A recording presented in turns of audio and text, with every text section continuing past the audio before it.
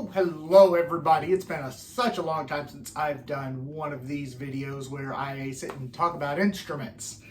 Because these always do best on my channel. Real important, if you have not gone and voted in this election cycle, go vote. I did so this morning. It was packed, still a week out from the actual election date, but make sure you do it. But what I'm going to talk about today is a topic that I don't think gets discussed very often. That's the differences between the B-flat contrabass clarinet and the E-flat Contra-Alto clarinet. Of course, everybody knows that my preferred term for this is going to be the great bass clarinet, but we'll just call it the E-flat contra for this video, just to make sure everybody's on the same page. E-flat contra, B-flat contra. Now, why do a video on these two instruments?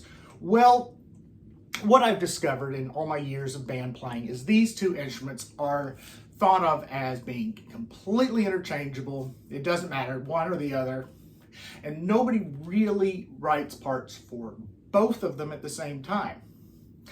However, I would like to change that, and I'd like to really talk about some of the real different nuances between the two. So let's start off with E-flat contra, great bass, Contra-Alto, not Contra-Alto. It is two words. If you do Contra-Alto, C-O-N-T-R-A dash A-L-T-O. It has two A's, not one, two A's.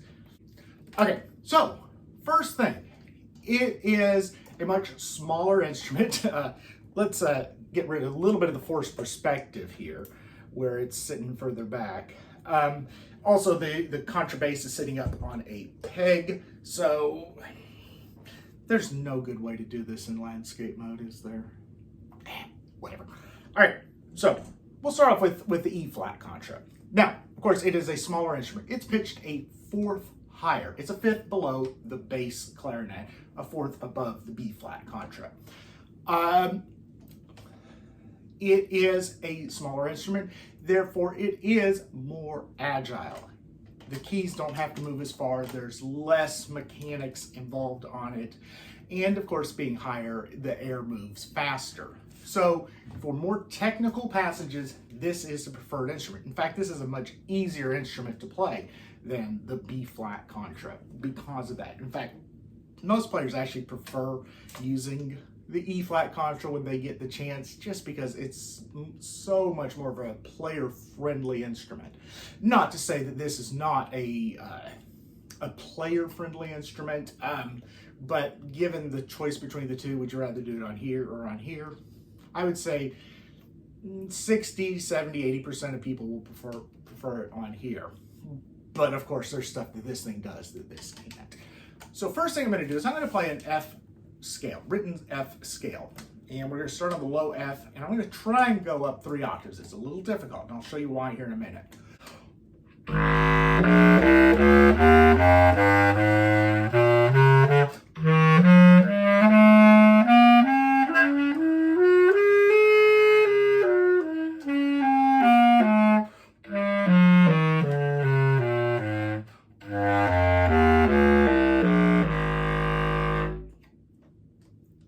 That's the one.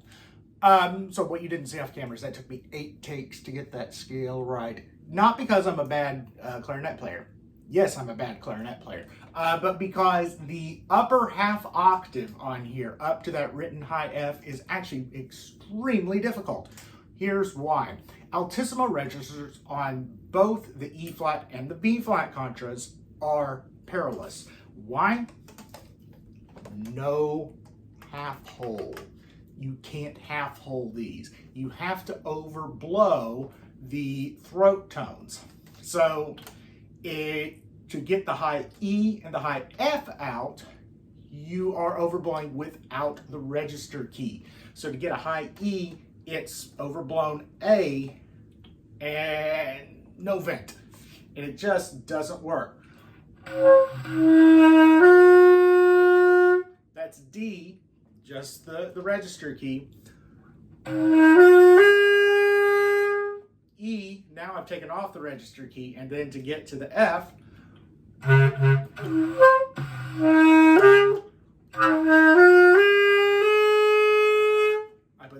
key back on. So it does not want to speak on those notes. Once you actually get above F, it gets a little easier, but you've got that D, E, F up there, not comfortable. I don't really recommend writing this unless you're doing a solo work above written C. It just doesn't speak well up in the altissimo. Bass clarinet will do it, alto clarinet will do it, the contras don't. Now, low register. 95 to 99% of all E-flat contras only go down to a written E-flat. Unlike this modern standard for most of the other low clarinets to go down to a written low C, E-flat contras bottom out at E-flat. That's concert G-flat or F-sharp 1, the lowest octave of the piano. Would it be beneficial to extend these instruments to low C? 100%. And I can give some case studies there. I played lots of pieces in the last year and a half on this where I absolutely need low Ds to get a nice concert F.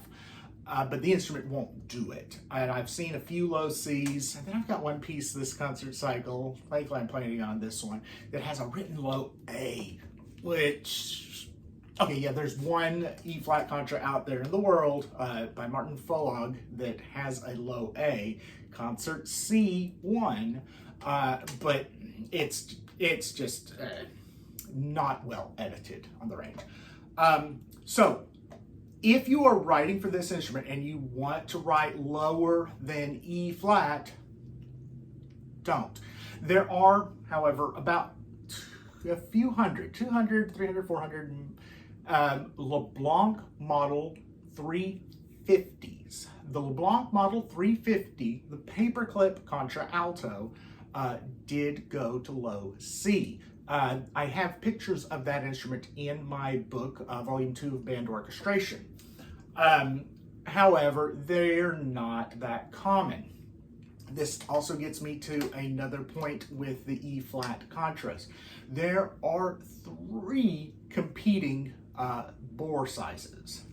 There is the standard Selmer, which uses its own dedicated E-flat contra mouthpiece. This is a Selmer Bundy. The Selmer Paris is the same.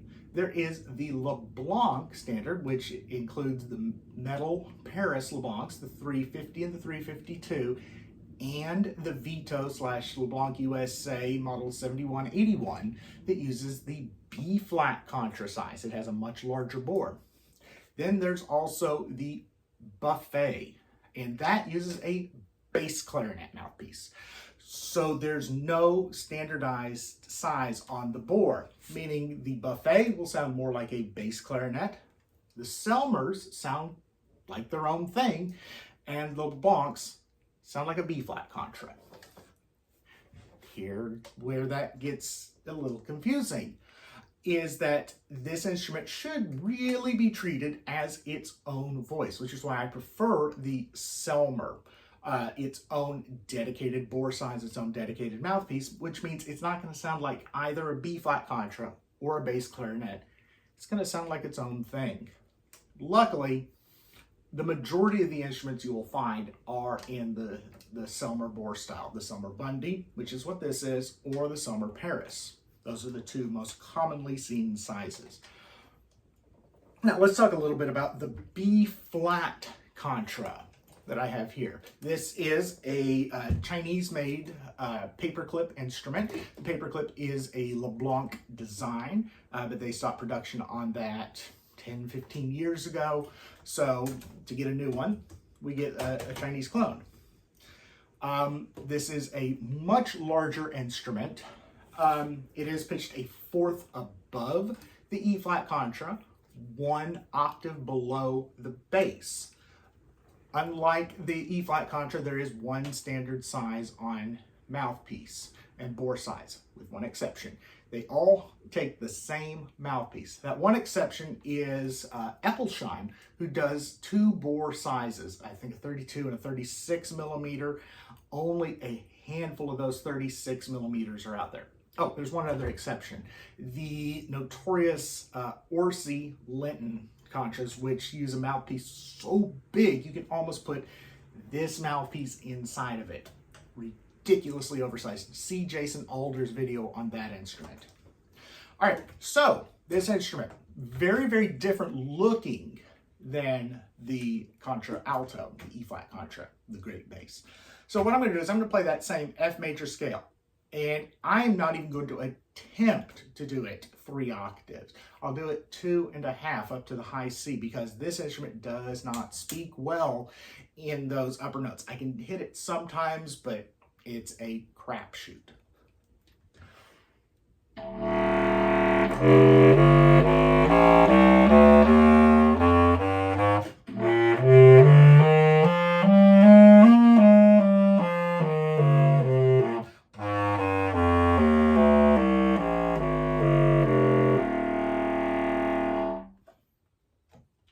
You hear it's a much, much different sound. It's a bigger sound, it's rounder, and that's because it's a much bigger bore. The Contra-Altos with the same bore size as this will tend to sound more like this. Here is one big difference between these 2 instruments. Whereas, like I said, 95 to 99% of Contra-Altos, E-flat Contras, go down to only a written E-flat, this instrument goes down to a written C. So I'll start on that F.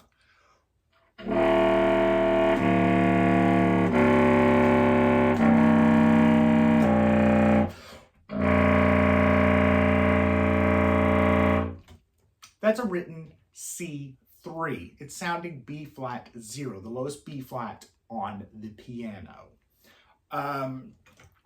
B flat Contras are hit and miss whether they go down to a low C or not. It really varies on which instrument you've got.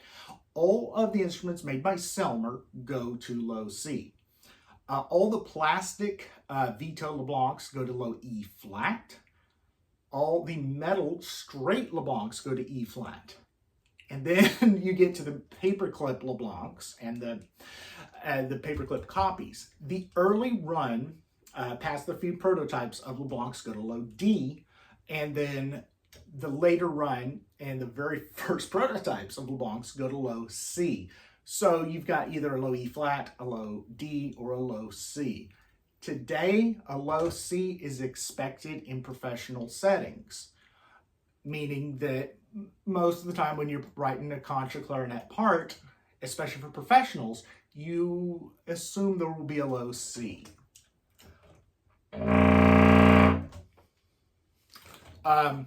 Not always, and players who don't have a low C will kind of know what to do and take the corresponding passages or notes up an octave.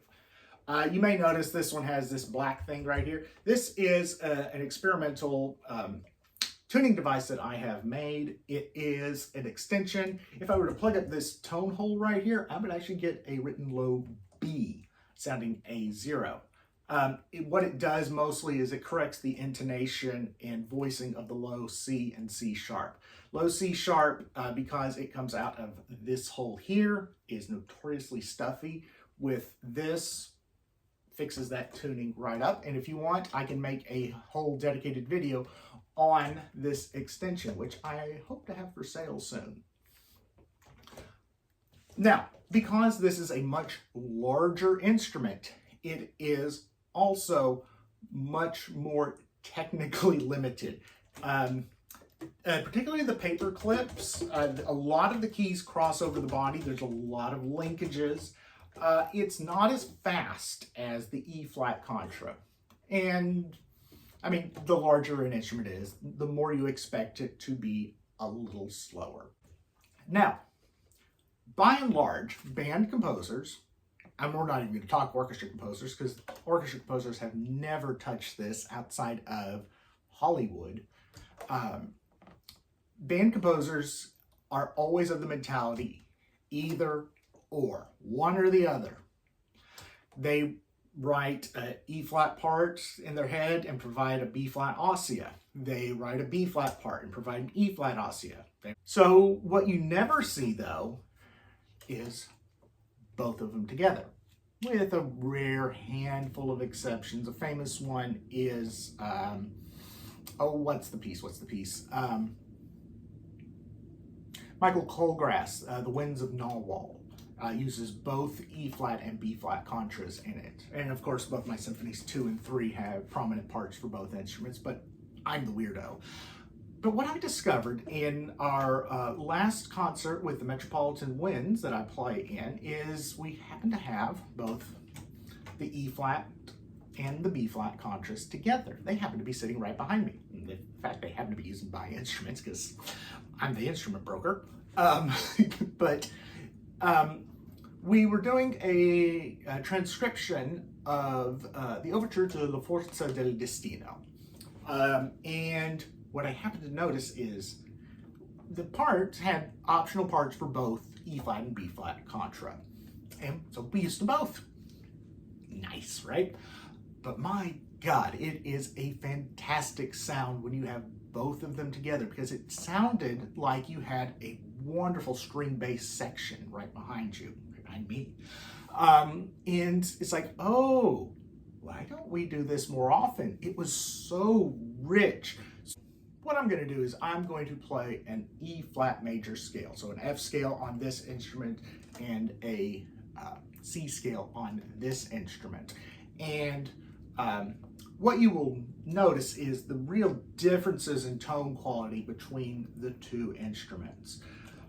This is going to be rich and full. This is going to have a little bit more of a reedy sound, but you put them together, that's kind of where the magic happens.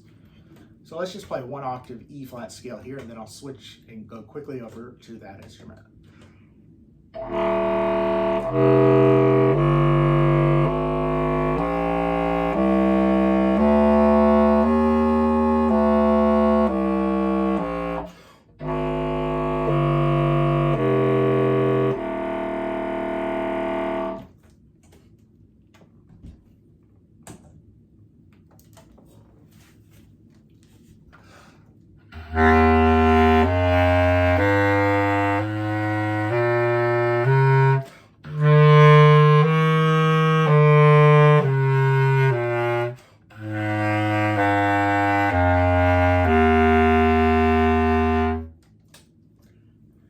Now, despite them being in separate octaves, you should be able to hear a really pretty marked tone quality difference between the two.